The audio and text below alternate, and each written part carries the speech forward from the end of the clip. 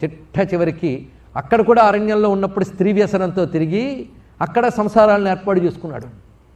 చిట్ట చివరికి వృద్ధాప్యం వచ్చింది. అది రాక తప్పదు కదండి.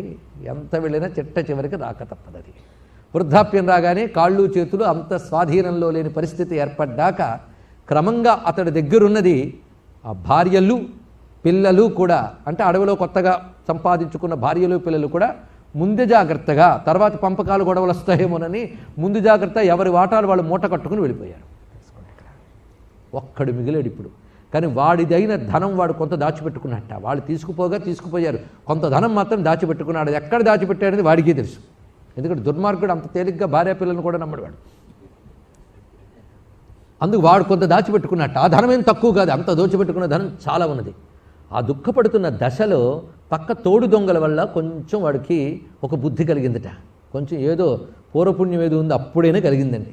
ఇంతకాలం నేను ఎలా బతికాను, కొందరికి అప్పుడు కూడా కలగదు, వీడు అదృష్టం ఏదో అప్పుడు కలిగింది. చాలా పాపపు సొమ్ముతో బ్రతికాను, చాలా అసహ్యకరమైన జీవితాన్ని గడిపాను. ఇప్పుడైనా సరే నేను బాగుపడాలంటే నాకు ఒకటే మార్గం ఏమిటంటే, నేను సంపాదించిన ద్రవ్యాన్ని సత్పురుషులకు కానీ దానం ఇస్తే నా పాపాలు క్షయమవుతాయి. ఇది ఒకటి తెలిసిందండి. ఎందుకంటే దానం వల్ల పాపం పోతుంది, గొప్ప మార్గం అండి ఇక్కడ. అందుకే దానం పోగొట్టగలిగేవే పాపాలు, ఇది తెలుసుకోవాలి. అంతేగాని దానం పోగొట్టలేని పాపం లేదు.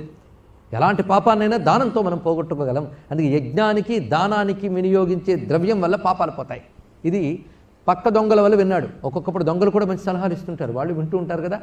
తోడు దొంగలు ఎవడో చెప్పాడు మిత్రధర్మంతో, కనుకనే ఇప్పుడు ఎలాగూ పోతాను, కొన్నాళ్ళకి శరీరంలో సత్తువ లేదు, పాపాలు చేశారన్న పశ్చాత్తాపం మొదలైంది. అది కూడా కొంచెం అదృష్టమే. పశ్చాత్తాపం వచ్చిన కొందరికి చివరి ఊపిరి వరకు రాదు, వీడికి వచ్చింది అదృష్టవశాత్తు. వెంటనే దానం చేయాలని నిర్ణయించుకుని ఆ తోడు దొంగనే సాయం అడిగట్ట. ఈ చుట్టుపక్కల ప్రాంతాల్లో మహర్షులు మహాత్ములు విప్రులు వేదవేత్తలు చాలామంది ఉంటారు, వాళ్ళని ఒక్కసారి తీసుకొస్తే వాళ్ళకి దానం ఇస్తాను అన్నాడు. ఇప్పుడు దయతో ఎవరికైనా చేసే సాయం వేరు, కానీ దానం అంటూ చేయాలంటే యోగ్యులైన ఉత్తమ జీవితం గడుపుతున్న శ్రోత్రియులకు దానం చేయాలి, అప్పుడు పాపం పోతుంది. ఇది పద్ధతి. అందుకు వాడు ఆ శ్రోత్రియులైన మహాత్ములందరినీ పిలిపించట, మీరు దానములకు రండి అని. వాళ్ళు ఇక్కడ ఒక ఆయన బాధపడుతున్నాడు, తను సంపాదించిన ధనం అంతా దానం చేస్తాట, మీరు రండి అని పిలిచాడు. కానీ వాడు ఇష్టమే చెప్పలేదు అసలు. వచ్చేసరి వాళ్ళందరూ పాపం దానం ఇస్తున్నారు పుచ్చుకుంటారంటే వాళ్ళకి రాక తప్పదు, అదొక ధర్మం. వచ్చారు వాళ్ళు. తీరా వచ్చిన తర్వాత అబద్ధం ఆడకుండా నిజం చెప్పాడు. నేను పాపపు సొమ్ము చాలా సంపాదించాను, దొంగ సొమ్ము.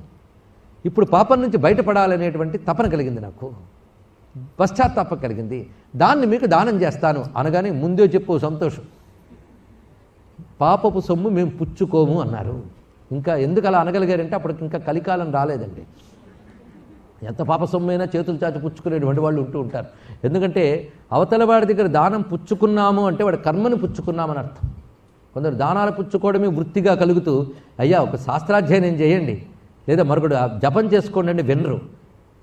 ఈ జపాలు శాస్త్రాధ్యయనం చేస్తే ఏమొస్తుందండి, ఒకటి పేరును ఒక మంత్రం తీసుకుని వాడి గ్రహశాంతి కోసమో దానికోసం జపం చేయడం, దానం పుచ్చుకుంటే మాకు ఇక్కడ డబ్బు వస్తుందని వెళ్ళిపోతూ ఉంటారు. డబ్బు రావడమే కాదు, డబ్బు రూపంతో వాడి పాపం కూడా ఉచ్చిపడుతుంది. చేసుకోండి, ఇక్కడ దానం పుచ్చుకోవాల్సింది వాళ్లే కాదనం, కానీ ఆ దానం పుచ్చుకున్నందుకు తద్దోషం పోవడానికి వాడు కొన్ని వేల గాయత్రి జపం చేయాలి. అందుకే నిరంతరం కూడా అనుష్ఠానం ఎందుకయ్యా అంటే అవతల వాడి దగ్గర నుంచి పుచ్చుకున్న దాని దోషం పోవాలట. అందుకే అసతాంచ ప్రతిగ్రాహగ్ర స్వాహ అంటారు మధ్యాహ్న సంధ్యలో. అసత్పురుషుల నుంచి పుచ్చుకున్న దోషం పోవాలి అని, అందుకోసం కొంత జపం చేయాలి. అందుకే పెద్దలు ఏం చేస్తారంటే ఈ అసత్పురుషుల నుంచి సంపాదన పుచ్చుకోవడం ఎందుకు, అది పోగొట్టుకోవడానికి మళ్ళీ మంత్రం చేసుకోవడం ఎందుకు అంటే, మేము చేసిన మంత్రములు ఏ రోజుకు ఆ రోజు ఈ దోషాలు కడుక్కోవడానికే తప్ప మాకు పనికొచ్చేటట్టు ఒక్కటి లేవే అని కొందరు మహాత్ముల అపరిగ్రహ వృత్తిని స్వీకరిస్తారు. అంటే ఎవరి దగ్గర నుంచి ఏమీ పుచ్చుకోకుండా ధర్మబద్ధంగా జీవిస్తూ దానితో ఏ వస్తే దానితోనే తృప్తి పడుతూ ఉంటారు కొందరు. కానీ కొంతమంది దానం గ్రహించవలసిన అవసరము ఉంది. దానం యోగ్యుడైన విప్రుడు కాబట్టి ఇంకెవరు గ్రహిస్తారండి, గ్రహించాలి. కానీ వాడు తద్దోష నివారణార్థం రోజు కొంత ఎక్కువ జపం చేసుకోవాలి. తన కోసం కొంత చేసుకున్నా ఈ దానాదులు గ్రహించడం వల్ల వచ్చిన దోషం పోవడానికి మళ్ళీ చేసుకోవాలి ఈ విధానములు. అందుకే మహాత్ములైనటువంటి వాళ్ళు మహా అయితే కొందరి దగ్గర దానాలు పుచ్చుకుంటారని కానీ పాపాత్ముల దగ్గర పుచ్చుకోరండి. పాపపు సొమ్ముని దానంగా పుచ్చుకోరు. ఇది తెలుసుకోవాల్సింది ఇక్కడ. అందుకు మేమెవరం కూడా ఇంత పాపాత్ముడు నువ్వు, ఎందుకంటే హత్యలు చేసావు, మానభంగాలు చేసావు, తల్లిదండ్రుల్ని బాధ పెట్టావు, ఇన్ని పాపాలు ఒక్కడి దగ్గర ఉండడం మేము అక్కడ వినలేదు. కేవలం దొంగతనం మాత్రమే కాదు, నీ దగ్గర సర్వపాపములు ఉన్నాయి. ఇంత పాపముల సొమ్ము పాపాత్ముడి చేతి మీదుగా పుచ్చుకుంటే వాడికి ప్రాయశ్చిత్తం చేసుకునేటంత మంత్రబలం కూడా మగలేదు. అందుకు మేము మాత్రం నేను పుచ్చుకోము అని వెళ్ళి తిన్నగా వెళ్ళి అప్పుడు పాప సంహరణ మంత్రములు చెప్పుకుంటూ, వీటిని అఘమర్షణ మంత్రములు అంటారండి. అఘమర్షణ మంత్రములు చెప్పుకుంటూ ఆ పవిత్ర నదిలో స్నానం చేశారట. అయ్యా దానం పుచ్చుకోలేదు కదా, ఎందుకు స్నానం చేశారు అని అక్కడ ఒక ఆయన అడిగితే వాళ్ళు చెప్పిన సమాధానం ఏంటంటే, పతితుడితో సంభాషించిన పాపం పోవడానికి మేము స్నానం చేశామన్నట్టు.